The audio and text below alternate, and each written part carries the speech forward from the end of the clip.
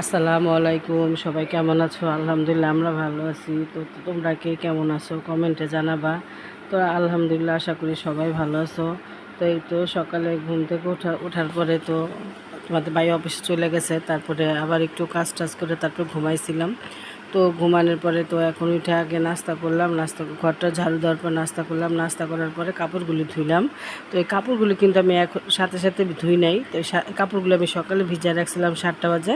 তো যেহেতু নাস্তা খাওয়ার পরে কাপড়গুলি ধুলে কাপড়টা ময়লাও পরিষ্কার হয় আর কাজও করতে সুবিধা হয়। আর আমি প্রতিদিনের কাপড় প্রতিদিনই ধুয়ে ফেলাই, আমি কাপড় জমাই না, কারণ জমাইলে একটু বেশি কষ্ট হয়। আর যেহেতু ঢাকা শহর ফ্ল্যাট বাসাও তো একটা জায়গাও কিন্তু থাকে না যে অনেক কাপড় মেলার মতো, এই জন্য আমি প্রতিদিনের কাপড় প্রতিদিনই ধুয়ে ফেলাই। তো কাপড় চোপড় ধোয়ার পরে তো আসলাম রান্না করতে। যেহেতু তোমরা শুনতেছো আমাদের গ্যাসের সমস্যা, তো এখন রান্না করি আমি ঠিক 2:30-3টার দিকে। ওই সময় গ্যাস আসে, আবার সন্ধ্যার আগে গ্যাস চলে যায়। তো এই তো আমি আজকে টাটকিনি মাছ রান্না করছি আর ডাল ভুনা করছি। আর এই তো রাত্রের জন্য টাটকিনি মাছ ভাজা করছি। ভাজা মাছটা খাইতে তোমাদের ভাইয়া নিহা ওরা খুব পছন্দ করে। তো কিছুটা ভাজা করছি, কিছুটা রান্নাও করছি। তো এখানে বসাই দিছি ভাত।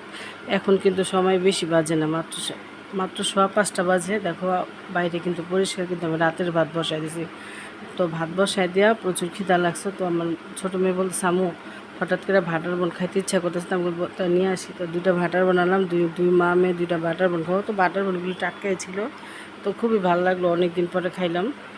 তো খাওয়ার পরে তো সন্ধ্যার পরে তোমাদের ভাইয়া আসছে অফিস থেকে। তো আসার সময় অনেকগুলি আম আনছে, তো সেই আমগুলি এখন ঢাইলা নিব। তো আসলে কি একটা সময় যায়, সব জিনিস খাওয়ার প্রতি কিন্তু একটা অনেক উৎসাহ থাকে, আগ্রহ থাকে। কিন্তু এখন দেখা যায় কি আমাদের আস্তে আস্তে বয়স হইতেছে, বা এখন কিন্তু আগের মতো অতটা খাওয়ার প্রতি উৎসাহ লাগে না। বাচ্চারা খাইলেই নিজেদের খাওয়া হয়, বা একটা জিনিস দেখলেই খুব আনন্দ হয়। তো এই তো অনেকগুলি আম আনছে, আর আমগুলি না প্রচুর মিষ্টি ছিল। তো দেখতে দেখা গেছে কিন্তু কিছু শক্ত আছে, কিছু পাকা আছে। তো আমাদের নিহা খুব আম পছন্দ করে, তো এই জন্য আনা হয়েছে অনেকগুলি আম। তো রেখে রেখে খাইতে পারবো ও। তো সবাই খায় আম, আমাদের ঘরে সবাই পছন্দ করে। তো ওই বেশিরভাগ খায়। ও আবার অন্য কোনো ফল টল খাইতে চায় না, শুধু আমটাই পছন্দ করে। তো এই উদ্দেশ্যেই আনা আর কি। এই বছর প্রথম আম আনা হয়েছে। এর আগেও খাইছি, আমার বড় মেয়ে আনছে, খাওয়াইছে, কিন্তু আমাদের ঘরে এই প্রথম আম আসলো।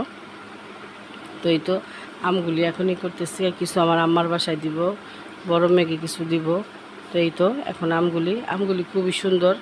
তো তোমার আর রাত্রে আমরা আমদা দুধ দিয়ে ভাত খাবো। আমদা দুধ দিয়ে ভাত খুব পছন্দ করে নিহা আমি। তো আজকে আমদা দুধ দিয়ে ভাত, তো দুধ আনছে যে, সেই দুধটা গরম বসাইলাম। তো এই তো এখন দুধ দিয়া ভাত খাবে নিহা আর আমি।